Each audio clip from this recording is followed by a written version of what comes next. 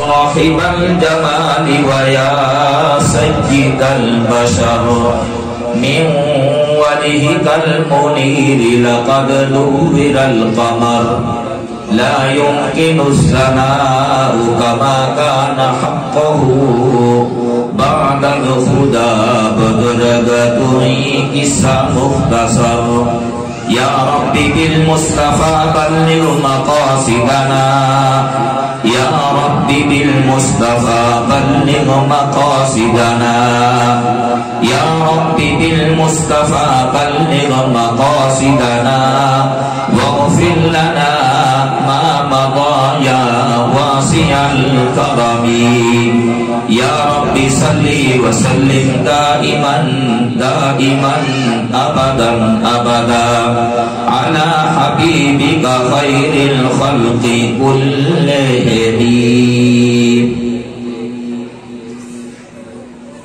تمام تعریفیں اس وحدہ لا شریک کے لیے جو ہر شے کا خالق اور مالک، وہی معبود حقیقی ہے، اس کے سوا کوئی ذات عبادت کے لائق نہیں، اور اس کی رحمت کاملہ نازل ہو نبی کریم رؤوف الرحیم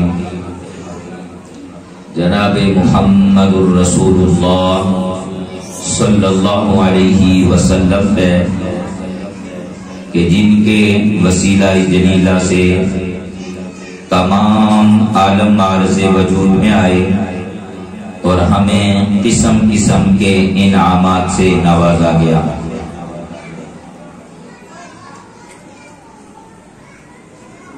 قابل سب احترام عالی مرتبت علماء ذی وقار حفاظ کرام معزز سامعین کرام، السلام علیکم ورحمۃ اللہ وبرکاتہ. اس مسجد حاضرہ کے امام و فتح عطا فرمائے. جس طرح آپ لوگوں نے یہ خوبصورت مسجد بنائی ہے، اللہ کا گھر تعمیر کیا، ہم اس گھر میں بیٹھے ہوئے ہیں اور روئے زمین کا یہ وہ ٹکڑا ہے کہ جس کے اندر خاموش بیٹھنا بھی رب کی بارگاہ میں عبادت لکھا جاتا ہے. اور جتنی دیر ہم نماز کے لیے انتظار کرتے رہتے ہیں، جماعت ہوتی ہے، جماعت سے پہلے آ جاتے ہیں، کوئی اذان سے پہلے آ جاتا ہے، مسجد میں پہنچ کر سنتے ادا کرتا ہے، تحیۃ المسجد، مسجد کے 2 نفل ادا کرتا ہے، تحیۃ الوضو، وضو کے 2 نفل ادا کرتا ہے. پھر بھی جماعت میں کوئی وقت ہے جو جتنے لمحات ہیں وہ 10 منٹ ہیں، 5 منٹ ہیں، کوئی آدھا گھنٹہ پہلے آ جاتا ہے. ایک وہ مقصر والے لوگ ہیں جو جتنا وقت ملتا ہے قرآن کی تلاوت کے اندر محو ہو جاتے ہیں، صف میں بیٹھے ہوئے ہوتے ہیں، قرآن مجید کھول لیتے ہیں اور قرآن مجید کی تلاوت کرتے ہیں. اور کچھ وہ ہوتے ہیں جو اسی طرح خاموش بیٹھے ہوئے ہیں، جو خاموش بیٹھے ہوئے ہوتے ہیں. اب دیکھیں جنہوں نے نوافل ادا کیے ان کا مقام اپنی جگہ ہے. مسجد کے نوافل ادا کیے، یہ مسجد کہاں کے ہیں؟ مسجد اپنا حق مانگتی ہے کہ میرے اندر داخل ہوئے ہو اور تم اپنے نبی کے فرمان کے مطابق جب مسجد میں آئے صاف ستھرے ہو کر آئے، باوضو ہو کر آئے. کیوں؟ ستھری جگہ چلا. باوضو ہو کر کیوں آتے ہیں؟ ستھری جگہ بیٹھنے کے لیے چلا ہوں، ستھرے مقام پر چلا ہوں، ستھرے نبی کی امت کے احوال کے اعتبار سے وہاں جا کر جتنے لمحے خاموش ہو کر بیٹھوں گا، یہ زبان پار کر کے آیا ہوں، پوری کرتے ہیں، منہ کے گناہ دھل جاتے ہیں، ناک میں پانی ڈالتے ہیں، ناک کے گناہ دھل جاتے ہیں، چہرے کے اوپر پانی ڈالتے ہیں، آنکھوں کے گناہ دھل جاتے ہیں، چہرے کے گناہ دھل جاتے ہیں، اپنے ہاتھوں کو کونیوں سمیت دھوتے ہیں، اپنے ہاتھوں کے گناہ دھل جاتے ہیں، پاؤں کے گناہ پاؤں دھونے سے دھل جاتے ہیں. اب مسجد کے اندر داخل ہوتے ہیں، خیال کیا پیدا ہوتا ہے؟ اگر ہم خیال پیدا کریں، ایک سوچ اپنائیں کہ مومن تو وہ ہے جس کا ایک سانس بھی بیکار نہیں جاتا، ایک لمحہ بھی بیکار نہیں جاتا، ایک قدم اٹھانا بھی بیکار نہیں جاتا. زمین پر ایک قدم رکھنا اور ایک اٹھانا، ہر ایک کے اپنے اپنے درجات، گناہوں کی معافی ملتی ہے، نیکیاں ملتی ہیں، یہ اپنی جگہ ہے۔ لیکن جب مسجد کے دروازے سے میں داخل ہوں تو پہلے اپنا دایاں پاؤں مسجد کے دروازے سے اندر رکھوں، اور مسجد کے اندر رکھ کر پھر دعا کیا مانگتے ہیں؟ رب ذوالجلال تو میرے لیے رحمت کے دروازے کھول دے، میرے لیے رحمت کے دروازے۔ ایک روایت میں آتا ہے امام احمد رضا خان بریلوی رحمت اللہ تعالی علیہ، آپ کے پاس کوئی امتحان کے لیے آتا ہے کہ بڑی شہرت سنی ہے، بڑا مقام ہے، بڑا مرتبہ ہے، علم کا مقابلہ تو کرنے والا تھا ہی نہیں، علم ان پر ناز کرتا تھا، علم ان پر فخر کرتا تھا، اور کمال عشق مصطفیٰ میں وہ حاصل کیا کہ بڑے بڑے عاشق پیچھے رہ جاتے ہیں۔ ادب کا اس درجے کا ادب کیا کہ آقا تو درکنار ہیں، ہر نبی کا اس درجے کا ادب کیا کہ سب نبیوں کی عظمت کا اقرار کیا۔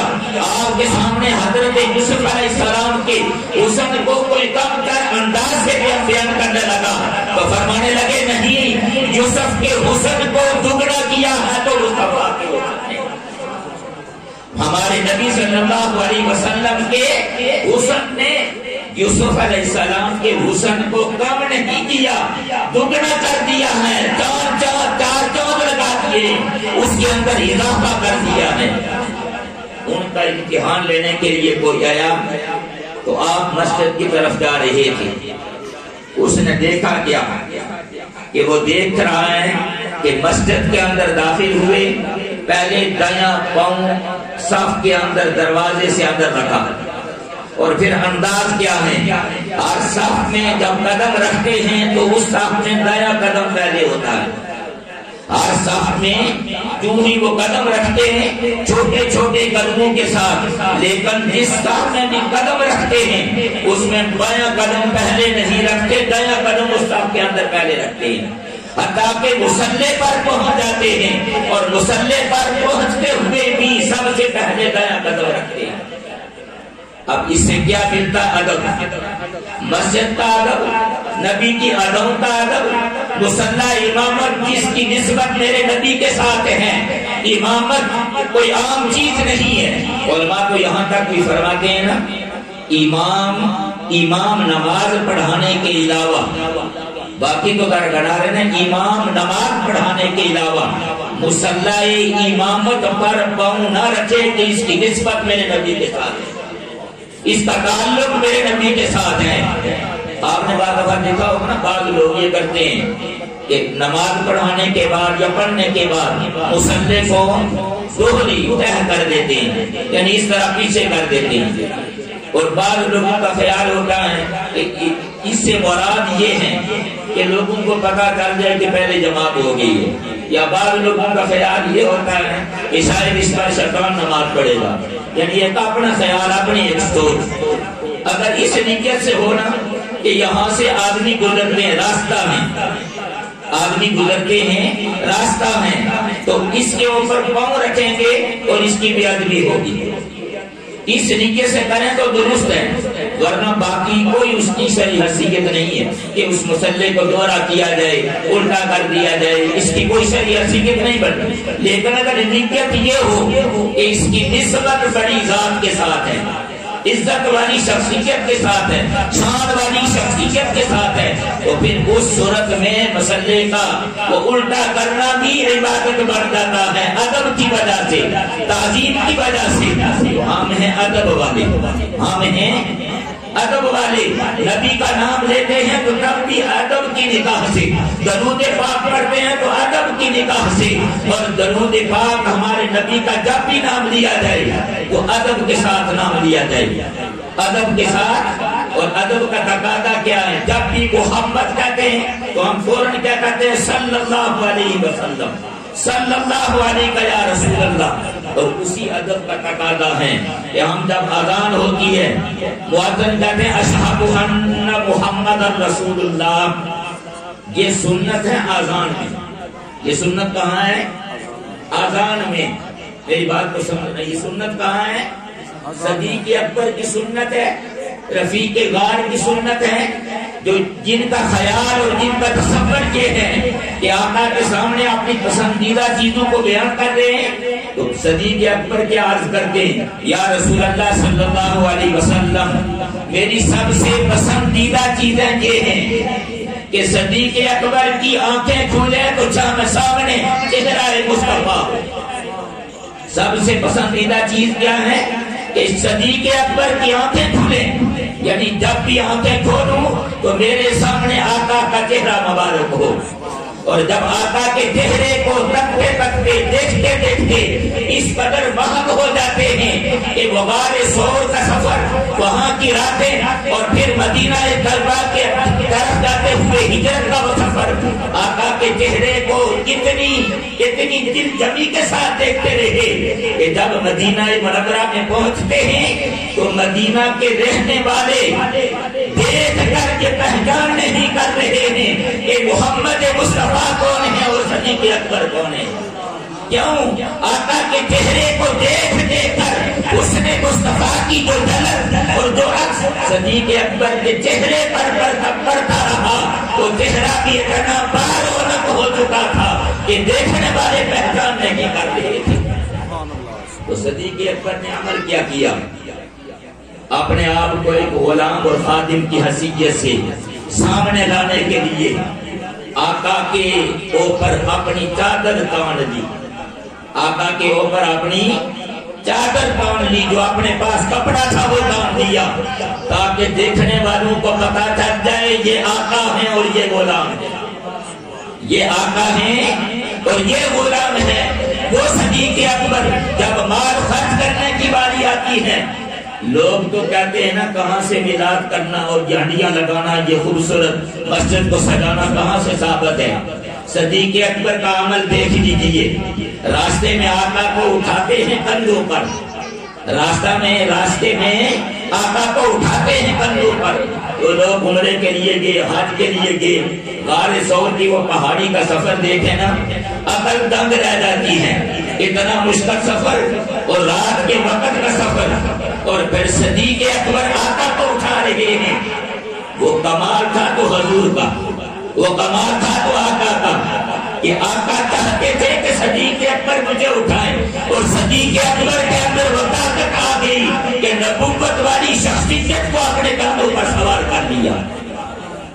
جب سیدنا علی مرتضی رضی اللہ تعالیٰ عنہ سے کسی نے پوچھا تھا نا کہ علی مرتضی خیبر کا اتنا بڑا بہاری دروازہ، قلعے کا اتنا بڑا بہاری دروازہ کہ جسے 40 طاقتور مرد بھی اگر اکھیڑنا چاہیں اٹھانا چاہیں تو نہیں اٹھا سکتے، اور آپ نے اپنا کندھا لگا کر اس کو گرا دیا، تو علی مرتضی نے کیا جواب دیا؟ کہنے والوں نے تو یہاں تک کہا نا کہ علی مرتضی جب آپ سوکھی ہوئی روٹی کھاتے ہیں تو پسینہ آ جاتا ہے، سوکھی ہوئی روٹی کھاتے ہیں تو پسینہ آ جاتا ہے، اور اتنا بہاری دروازہ اپنے کندھا لگا کر گرا دیا۔ فرمانے لگے علی نے نہیں گرایا، یہ نکاح مصطفیٰ کا کمال تھا، رب کا کرم تھا، رب کے فضل و احسان تھے، اور نکاح مصطفیٰ کا یہ کمال تھا کہ آقا نے فرمایا علی اس کو گرا دو، تو علی کندھا لگا رہا تھا، کمال اس میں نکاح مصطفیٰ کا۔ تو صدیق اکبر یہ بھی یہی فرمانے لگے کہ میرے کیا طاقت تھی کہ میں آقا کو کندھے پر اٹھاؤں، آقا کو اٹھا کر اس غار میں جاتے ہیں، ادب دیکھیں، عرض کیا کرتے ہیں، آقا پہلے میں جاتا ہوں غار کے اندر، کیا کہتے ہیں، پہلے میں جاتا ہوں غار کے اندر تاکہ اس غار کو صاف کروں، اس غار کو ہم بھی کیا کرتے ہیں، مسجد کی صفائی، قالین بچھاتے ہیں، جھنڈیاں لگاتے ہیں، اس جگہ کو صاف ستھرا کرتے ہیں، کیوں یہاں پر آقا کی محفل سجائی جائے گی، یہاں آقا کا ذکر کیا جائے گا، یہاں رب کا ذکر کیا جائے گا، صحابہ کا ذکر کیا جائے گا، اس کے برگزیدہ بندوں کا ذکر کیا جائے گا۔ اور مسجد کو صاف کرنا انبیاء کی سنت ہے، مساجد کو صاف کرنا، ہم تو کہتے ہیں نا حافظ صاحب نے صفائی کیوں نہیں کی جی، ان حافظ صاحب کا تبادلہ کرا دیتے، یہ مسجد کی صفائی نہیں کرتے، میں صدر ہوں میں صدر ہوں. ہونا تو یہ چاہیے کہ میں صدر ہوں. سب سے پہلے مسجد کی صفائی کرنے والا سب سے بڑا خادم میں ہوں. جتنا میرا ہوگا ہے میں اس کے مطابق. اگر حافظ صاحب مسجد کی صفائی وضو کی جگہ کی صفائی کرتے ہیں تو اس لیے کرتے ہیں, اس لیے نہیں کہ وہ ملازم ہیں, اس لیے کرتے ہیں یہاں نمازی آتے ہیں, صاف ستھری جگہ پر نماز پڑھیں گے ثواب مجھے ملے گا. صاف ستھری جگہ پر وضو کریں گے, جتنے لوگ وضو کریں گے ثواب مجھے ملے گا. اور انبیاء کی سنت ادا کرتے ہیں. رب نے فرمایا نا آنا طہرا بیتی للطائفین والعاکفین, اور دوسرے مقام پر فرمایا والقائمین اور والرکع السجود. کہ اے ابراہیم اور اسماعیل علیہ السلام تم دونوں میرے گھر کو ستھرا بھی کرو, میرے گھر کی صفائی بھی کرو. تو صدیق اکبر غار ثور کے اندر جاتے ہیں, غار نور کے اندر جاتے ہیں, جا کر اس کو صاف ستھرا کرتے ہیں. کیوں؟ میرے آقا تشریف لا رہے ہیں, میرے آقا تشریف لا رہے ہیں. ساری غار کو صاف کیا, اور صاف کرنے کے بعد پھر دیکھا اس کے اندر سوراخ ہیں, کوئی چیز میرے آقا کو تکلیف نہ پہنچائے, میرے آقا کی ذات کو کوئی چیز تکلیف نہ پہنچائے. تو عمل کیا کرتے ہیں, سارے سوراخوں کو بند کرتے رہے. اور یہاں تک کہ باقی جب کوئی چیز پاس نہ رہی تو اپنے کپڑے کے ٹکڑے بنا کر, اپنے کپڑے کے ٹکڑے بنا کر ان سوراخوں کو بند کرنا شروع کر دیا. اب ذرا سوچیں, صدیق اکبر کے پاس جتنا کپڑا تھا, صدیق اکبر کے پاس جتنا کپڑا تھا, وہ گل سمجھا اس نے نہیں کہ ہم میلاد پر خرچ کرتے ہیں اپنی بساط کے مطابق. دیکھیں مسجد کے اندر یہ پردے لگائے گئے, مسجد کے اندر قالین بچھائی گئی. ہمارے نبی صلی اللہ علیہ وسلم کی جو مسجد تھی اس کے اوپر کانے ڈالے گئے تھے. کانے, وہ چھت کانوں کا تھا, نیچے بجری پڑی ہوئی تھی, عام زمین تھی, لپائی بھی نہیں ہوتی تھی, لپائی بھی بعد میں کی گئی. اور سیدنا عمر فاروق رضی اللہ تعالیٰ عنہ نے سب سے پہلے مسجد کا کچا فرش تیار کیا. یہ ہوتا ہے نا, ہم لپائی کرتے ہیں, اچھا اپنی زبانیں آنے لین دینا یا اس کے اوپر مٹی پھیرنا, وہ سب سے پہلا کچا فرش جو تعمیر کیا وہ سیدنا عمر فاروق رضی اللہ تعالیٰ عنہ نے تعمیر کیا, اور اس کے اوپر نماز پڑھتے تھے. ہم تو قالینیں بچھاتے اپنی بساط کے مطابق. وہ صدیق اکبر نے اپنی چادر کے ٹکڑے کیے, ان سوراخوں کو بند کیا اور بتا دیا حفظ ناموس رسالت کی خاطر جو جتنا روپیہ پیسہ خرچ کرے گا وہ صدیق اکبر کی سنت کو زندہ کرنے والا ہوگا, صدیق اکبر کی سنت کو زندہ کرنے والا ہوگا. اور صدیق اکبر عرض کیا کرتے ہیں, یا رسول اللہ صلی اللہ علیہ وسلم میری دوسری پسندیدہ چیز کیا ہے, مال میرا ہو اور خرچ کرنے والے میرے مصطفیٰ کریم. مال میرا ہو اور میرے مال کو خرچ کرنے والے میرے مصطفیٰ کریم ہوں, کیونکہ میں مالک نہیں ہوں, مالک مصطفیٰ ہے. میرے آقا میرے مال کے مالک ہیں. تو یہ ہے آقا کا ادب. اور پھر جب آقا کو عرض کرتے ہیں یا رسول اللہ صلی اللہ علیہ وسلم میں غار کو صاف کر چکا ہوں, اب آپ اندر تشریف لے آئے. جب آقا اندر جاتے ہیں آپ کی گود مبارک میں سر رکھ کر آرام فرما رہے ہیں, تو صدیق اکبر نے دیکھا کہ ایک سوراخ اب بھی باقی ہے لیکن کپڑا اور کوئی نہیں ہے. ایک تہمت ہے اور ایک کوئلہ ہے, اور کوئی کپڑا نہیں ہے کہ اس سوراخ کو بند کروں. تو اپنی ایڑی بھی اس پر لگا دیتے ہیں. اب جب ایڑی لگاتے ہیں محبت والے کہتے ہیں وہ سانپ آیا جس نے منت مانی ہوئی تھی کہ آقا کی زیارت کروں گا, تو آیا وہ اس نے رکاوٹ دیکھی, وہ بار بار آپ کی ایڑی کو ڈس رہا ہے. سانپ کی تکلیف کو برداشت کر لیا اور اس بات کو یقین کر لیا کہ اے صدیق اکبر اگر یہاں پر تیری موت واقع ہوگی سانپ کے ڈسنے کی وجہ سے تو زندگی اسی چیز کا نام ہے. لیکن آقا کے آرام کے اندر خلل نہ آنے دیا.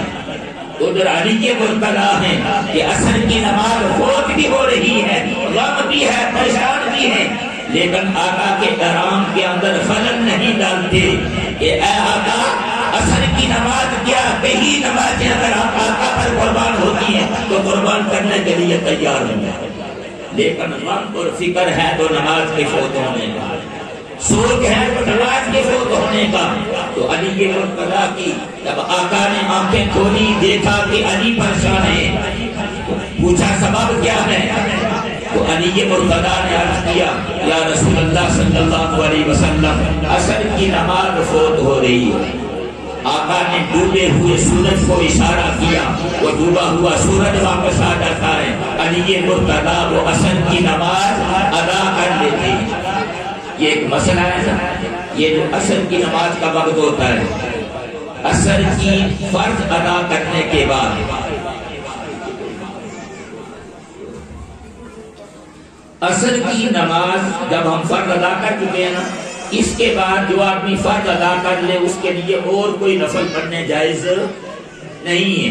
اب جماعت کے بعد کوئی آدمی آئے، 10 منٹ بعد آئے، 15 منٹ بعد آئے، 20 منٹ بعد آئے، آخری 20 منٹ سے پہلے آخری 20 منٹ سے پہلے جو بھی آئے وہ وضو کے نفل پڑھے، وہ سنتے پڑھے، وہ مسجد کے نفل پڑھے، یعنی جب تک فرض ادا نہیں کیے اس وقت تک وہ نفل پڑھ سکتا ہے، لیکن جب فرض ادا کر لے تو اس کے بعد اس کے لیے اور نفل پڑھنا جائز نہیں ہے۔ لیکن یہ جو آخری 20 منٹ ہوتے ہیں نا سورج غروب ہونے کے، اس سے بچنا چاہیے، کیونکہ آقا علیہ الصلوۃ والسلام نے اس وقت ہماری طرح جلدی نماز ادا کر کے ٹھونگے مارنا، جس طرح ہوتا ہے نا مرغی وغیرہ ان کو دانے ڈالے جائیں تو وہ اس طرح دانے چگتے ہیں، یہ جب داد ہوتا ہے نا اس طرح وہ چونچ مارتے ہیں، دانے چگتے ہیں۔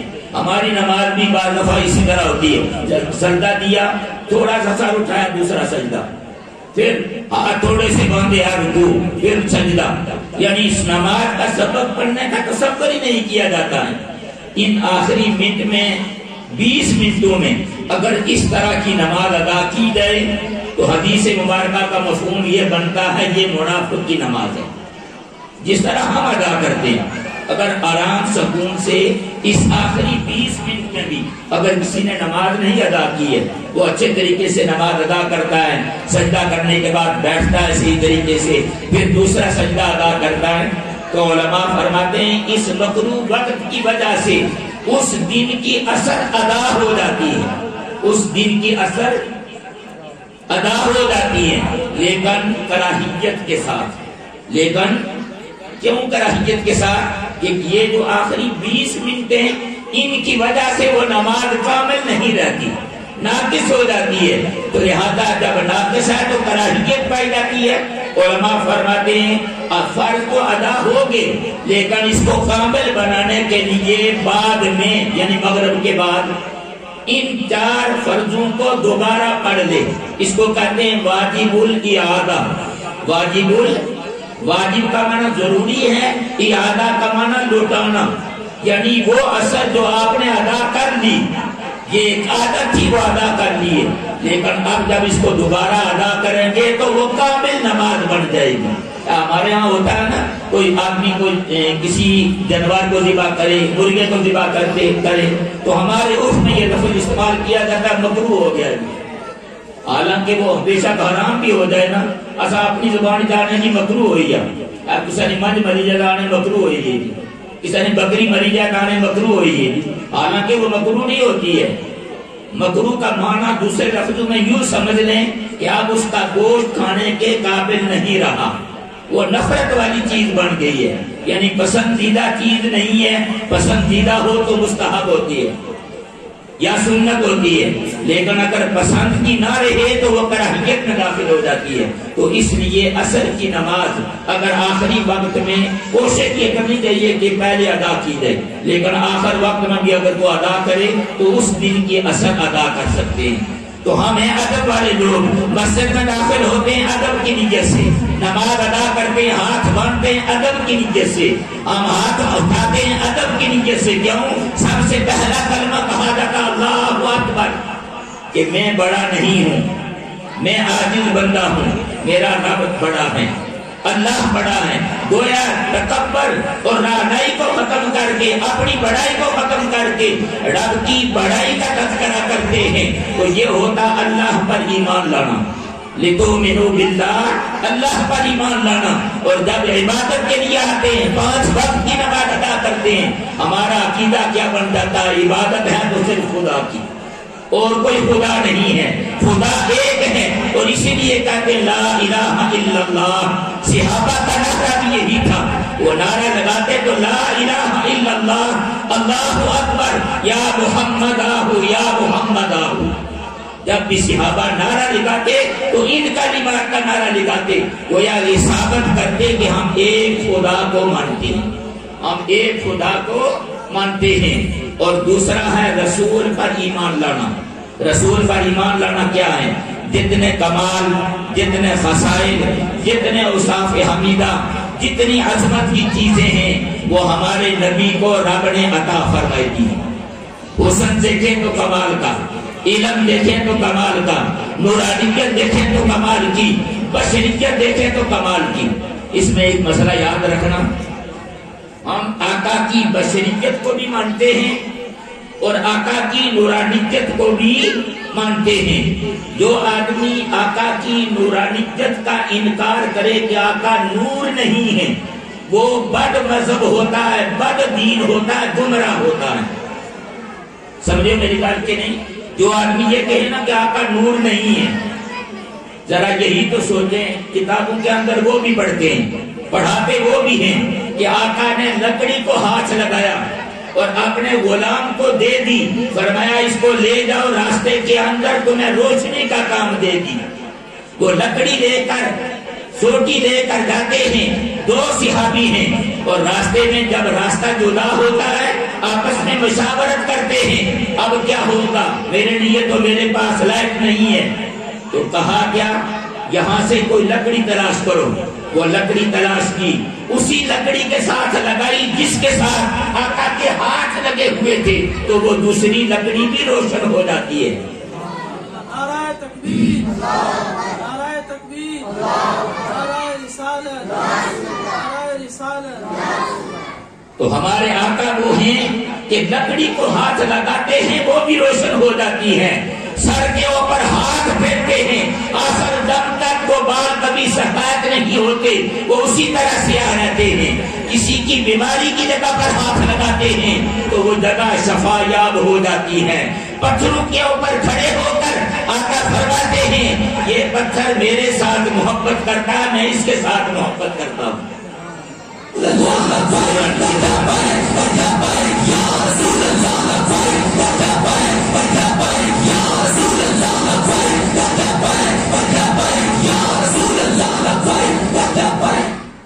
اب لبیک یا رسول اللہ کی صدا بلند ہوتی ہے, اس کا معنی کیا بنتا ہے؟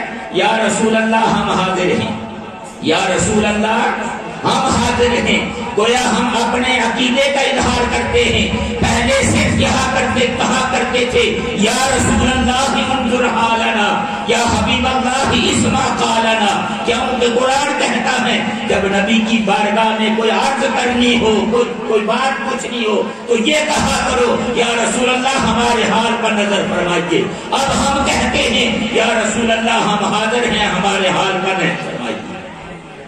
تو یہ صحابہ کا عقیدہ, یہ قرآن کا عقیدہ ہے کہ آقا کی بارگاہ میں کوئی عرض کرنا ہو. قرآن مجید میں واضح طور پر آتا ہے جب بھی صحابہ کرام کو حکم ہے جب بھی نبی کی بارگاہ میں کوئی بات عرض کرو تو پہلے صدقہ کر دیا کرو.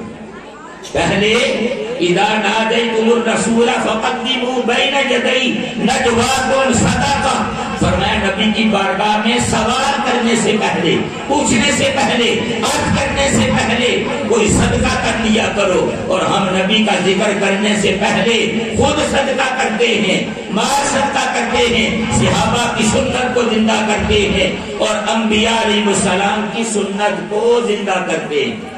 وَمُبَشِّرًا بِرَسُولٍ يَأْتِي مِن بَعْدِهِ اسْمُهُ أَحْمَدُ. حضرت عیسیٰ علیہ السلام کہتے ہیں میں تمہیں بشارت دیتا ہوں. میں تمہیں بشارت کا معنی ہمارے عرف میں کیا کہتے ہیں؟ خوشخبری سناتا ہوں. کیا کہتے ہیں؟ خوشخبری سناتا ہوں کہ میرے بعد ایک شخصیت آئے گی جن کا نام نامی اسم گرامی احمد ہوگا. نام نامی اسم گرامی احمد ہوگا. ہمارے نبی صلی اللہ علیہ وسلم کا نام مبارک محمد قرآن مجید میں 4 جگہ استعمال ہوا ہے. کتنی جگہ؟ اور احمد 1 جگہ استعمال ہوا. محمد اور احمد دونوں کا مادہ بنتا ہے حمد. مادہ کا معنی ہوتا ہے جس سے یہ لفظ بنائے گی، یعنی ہا میم دال. ہا میم. احمد کا مادہ بھی حمد ہے اور محمد کا مادہ بھی حمد ہے. اور اس کا معنی کیا بنتا ہے؟ وہ ذات جس کے اوصاف بھی کمال درجے کے ہیں، خصائص بھی کمال درجے کے ہیں، عادات بھی کمال درجے کی ہیں، اور اخلاق حسنہ بھی کمال درجے کے ہیں، اور جس کی ہر لمحے تعریفیں ہوتی ہیں. تو ہم اس نبی کا کلمہ پڑھنے والے ہیں کہ جس نبی کا نام محمد اور احمد رکھ کر ہم ذکر کریں یا نہ کریں، اس کے اتنے چرچے ہو رہے ہیں کہ کائنات کے اندر کوئی بھی نہ چرچا کرے. رب کا ان اللہ اس حبیب کے چرچے کرتا ہے، اللہ اس حبیب کا ذکر کرتا ہے. تو اللہ کے لیے فنا نہیں ہے، اللہ کے لیے بقا ہے، ہمیشہ سے ہے، ہمیشہ رہنے والا ہے. تو جب تک اللہ ہے محبوب کے تذکرے ہیں. اللہ کا نہ ہونا یہ کبھی ناممکن ہے، یہ ہو ہی نہیں سکتا. ہمیشہ سے ہے، ہمیشہ ہے. دشمنی کرنے والے کرتے رہیں، ہم کریں نہ کریں، اللہ ہر وقت اپنے حبیب کے تذکرے کرتا ہے. جب اللہ کو دوام حاصل ہے تو محمد مصطفیٰ کے ذکر کو بھی دوام حاصل ہے، ہمیشہ کی حاصل ہے. اللہ رب العزت ہم سب کو آقا کے میلاد اور آقا کے نام اور آقا کے بالخصوص درود پاک پڑھنے کی توفیق اور ہمت عطا فرمائے. اس لیے کہ جتنا ہم درود پاک پڑھیں گے، سب سے پہلی چیز یہ ہے، درود سب پڑھتے ہیں، جتنے بھی ہیں لوگ ہیں نا، سب درود پڑھنے کا دعویٰ کرتے ہیں، لیکن پہلے آقا کے کمالات کا عقیدہ ہونا چاہیے کہ ہمارے آقا وہ ہیں کہ وہ اوصاف کے اعتبار سے بھی کمال والے ہیں، حسن کے اعتبار سے بھی کمال والے ہیں، نور کے اعتبار سے بھی کمال والے ہیں، اور بشریت کے اعتبار سے بھی کمال والے ہیں. آپ کی بشریت کا مقابلہ نورانی فرشتے بھی اس کا مقابلہ نہیں کر سکتے. فرشتے نوری مخلوق ہے نا، لیکن آقا کی بشریت بھی اس کمال کی ہے. ہم آقا کی بشریت کا انکار نہیں کرتے. جو آدمی آقا کو کہے نا بشر نہیں ہے، اپنی طرح بشر کرنا، ہماری طرح بشر کرنا، یہ گمراہی ہے. بشریت کا انکار کرنا یہ قرآن کی نص کا انکار کرنا ہے. یہ آقا نے خود فرمایا بشر مثلکم، بے شک اس کا مدعا، اس کا مفہوم کچھ اور تھا کہ ان کو سمجھانے کے لیے، لیکن بشر مثلکم فرمایا. اگر کوئی آدمی کہے نا کہ ہمیں پتہ نہ ہو، ہم کہہ دیں گے کہ آقا بشر نہیں ہے، کسی کے ساتھ بحث کر رہے ہو آقا بشر نہیں ہے، تو یہ نہیں کہنا چاہیے. بشر ہیں لیکن ہماری طرح کے بشر نہیں. نور ہیں لیکن وہ بھی کمال کا نور ہے، وہ بھی کمال کا نور ہے. اسی طور پر بھی نور ہیں، مانوی طور پر بھی نور ہیں. تو ہمارے آقا علیہ الصلوۃ والسلام جب آقا کے کمالات کا اظہار کر کے پھر ہم درود پاک پڑھیں نا، تو پھر چہرے پر نکھار آتا ہے، حسن آتا ہے، نورانیت مصطفیٰ کا اثر ہوتا ہے. پھر صدیق اکبر کی طرح بڑے بڑے ولی لوگ کہتے ہیں نا کہ کتنا نورانی چہرہ ہے، فلاں بزرگوں کا کتنا بارونق چہرہ ہے. وہ بارونق اس لیے ہوتا ہے کہ آقا پر قربان ہونے والے ہوتے ہیں، آقا کے کمالات کا اظہار کرنے والے ہوتے ہیں، اور پھر آقا پر درود پڑھتے ہیں، تو پھر ان کے چہرے پر بھی نکھار آتا ہے. ہمارے قبلہ حضرت جی رحمت اللہ علیہ سے کسی نے ایک مرتبہ شاہ صاحب نے پوچھا، تھلیر کالونی کے رہنے والے شاہ صاحب تھے، انہوں نے پوچھا کہ مجھے کوئی اطمینان نہیں ہو رہا ہے کہ کس طرف جاؤں. تو آپ نے ان کو فرمایا درود پاک کثرت سے پڑھا کرو اور قرآن مجید کی تلاوت کیا کرو. ایک ماہ کے بعد آئے اور آ کر عرض کرنے لگے کہ حضرت جی درود کی برکت اور قرآن کی تلاوت کی برکت سے رب نے میرے عقیدے کے اندر پک پیدا کر دیا ہے، پختگی پیدا کر دی ہے، ثابت قدم ہو گیا ہوں. اب یقین ہو گیا کہ اہل سنت کا عقیدہ صحیح ہے.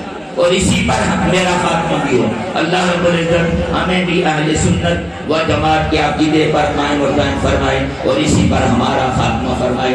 میں اکثر یہ کہا کرتا ہوں اپنے بچوں کو یہ عادت ڈالیں کہ دائیں ہاتھ سے کوئی چیز لیں اور دائیں ہاتھ سے کوئی چیز دیں۔ ہم ہوتا ہے نا بچے کو پیسے دیتے ہیں سکول جانے کے لیے کھانے کے لیے تو دائیں ہاتھ سے دیا کریں۔ دکاندار سے چیز لینی ہے پیسے دینے ہیں چیز لینی ہے خود دکاندار ہے کسی کو دیں دائیں ہاتھ کو ترجیح دیں۔ ہم جب اس سنت کو زندہ کریں گے تو ہمارے آقا ہم پر خوش ہوں گے۔ ہم مسلمان ہیں اپنے نبی کے منتی ہیں اور محبت کا دعویٰ کرتے ہیں۔ محبت کا تقاضا یہ ہے کہ ہر کسی نے مرنا ہے ہر کسی نے قبر میں جانا ہے اور جب قبر میں پہنچیں گے تو ہم سنتے بھی ہیں سبحان اللہ بھی ساتھ کہتے ہیں سنتے بھی ہیں سبحان اللہ بھی ساتھ کہتے ہیں کہ آقا ہماری قبر کے اندر جلوہ افروز ہوں گے یا مومن کی قبر اور آقا کی قبر انور کے درمیان سے پردے ہٹا دیے جائیں گے۔ آقا سامنے جلوہ افروز ہوں گے کہ ان کی قبر میں لیٹا ہوا ہوگا تو آقا کب فرمائیں گے کہ فرشتوں اسے چھوڑ دو یہ میرا ہے۔ کب فرمائیں گے جب چہرے پر سنت رسول سجائی ہوئی۔ آسان ہے کہ اسی شرم مچنی ہے داڑھی رکھنے شرم مچنی ہے داڑھی رکھنے یا آنے بہانا بنائی سننے کہ داڑھی رکھنے ہو جی چنگے کام نہیں ہونے۔